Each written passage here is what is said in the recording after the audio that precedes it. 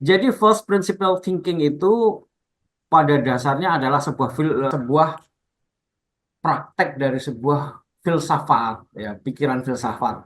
Pikiran filsafat itu pikiran filosofis. Pikiran filosofis itu apa? Pikiran mendasar. Pikiran mendasar, filsafat itu kan selalu berpikir mendasar yang dia menegasikan apa yang ada sekarang ini sebagai sebuah kebenaran. Dia harus uji. Enggak, ini enggak benar.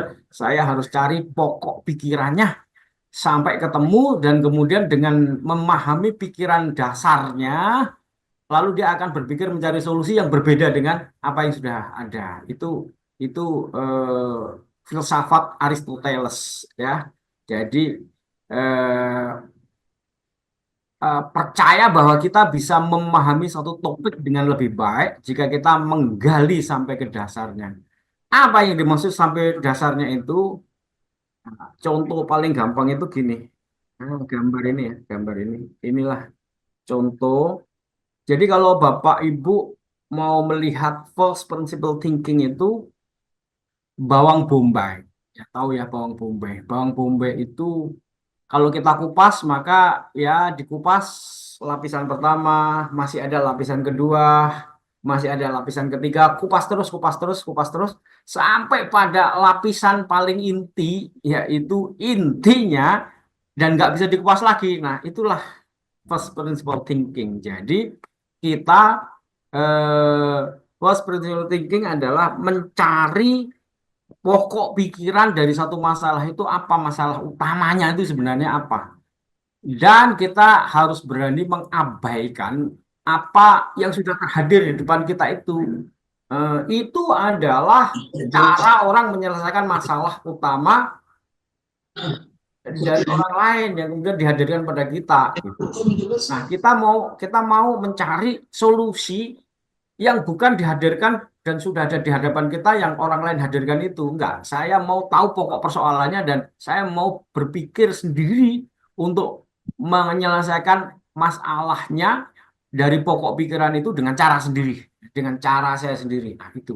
Nah, jadi misalnya contoh apa namanya Uber atau Gojek itu hasil dari sebuah first principle thinking. Kemudian eh, Tesla, Tesla, mobil Tesla. Lalu kemudian Airbnb.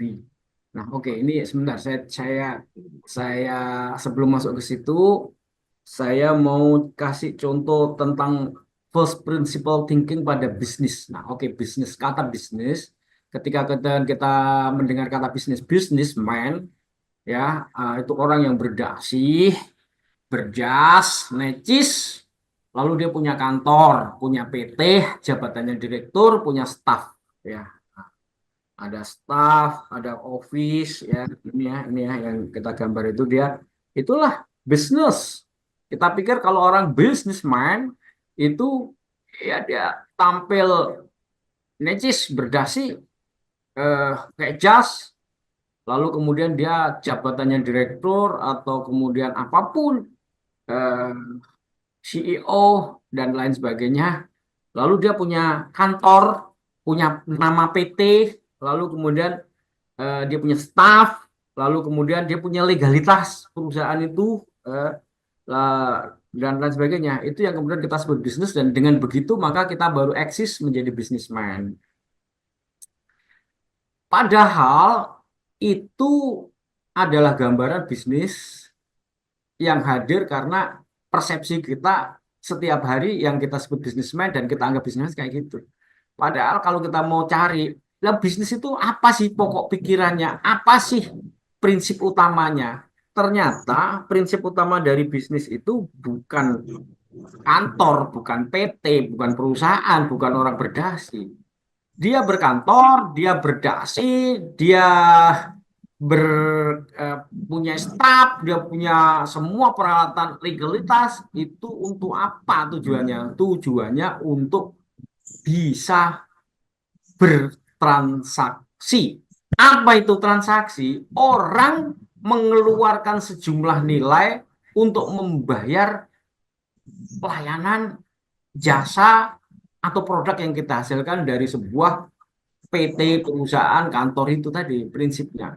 Sekarang kita bertanya, kalau saya nggak punya PT, saya nggak punya kantor, saya nggak berdasi, saya pakai kaos, bahkan saya ada di rumah, tapi saya bisa bertransaksi dengan Pak Mangesti atau dengan siapa saja. Pak Mangesti mentransfer uang kepada saya, lalu saya kirim barang itu ke Pak Mangesti, bahkan barangnya itu bisa jadi barang yang tidak tangible, artinya barang intangible, bahkan kemudian cuman software atau kemudian sebuah e-book atau bahkan software apa gitu.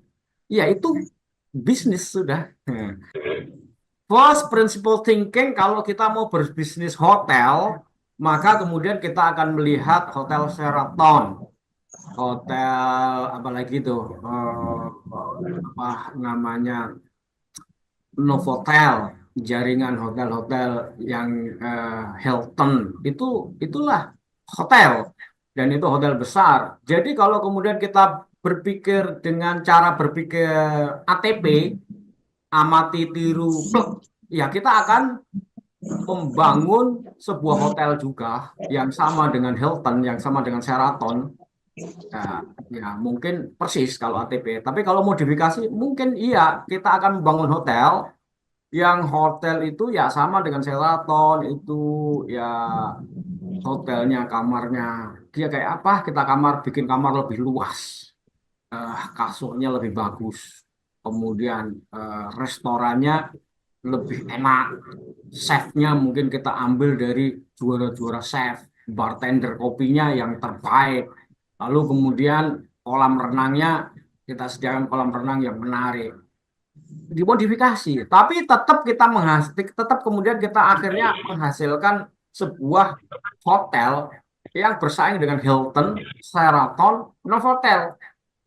Kita harus menyediakan budget untuk membeli tanah, membangun bangunan, menyewa manajemen, menyewa eh, chef dan lain sebagainya. Nah, itu namanya amati, tiru, modifikasi, lalu kemudian dengan berbagai modifikasi yang lebih baik dari kompetitor, kita dirikanlah itu. Dan itu akan berdarah-darah. Kita berhadapan dengan jaringan hotel yang besar itu, apakah kita bisa bertahan atau tidak. Tetapi, tetapi ada satu false principle thinking yang bisa dilakukan. Aku mau berbisnis hotel. Berbisnis hotel itu tentang apa sih? Ya kan? Jadi bukan tentang fisik ya, tetapi tentang bagaimana menyediakan layanan orang untuk menginap. Nah, apakah menyediakan layanan untuk menginap itu harus kita bangun hotel? Ternyata Airbnb menjawab, oh nggak perlu, nggak perlu.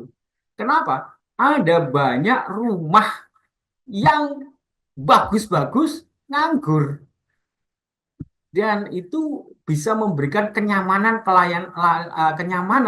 karena bisa dibuat lebih murah, lalu kemudian mungkin tepatnya di kota, lalu kemudian dia juga lebih mudah untuk diakses, tempatnya pinggir jalan, kemudian dia serasa rumah, jadi dia tidak merasa seperti berada di satu ini dan satu bangunan yang sama-sama penyewanya, tapi bisa. Nah, lalu kemudian muncullah satu ide.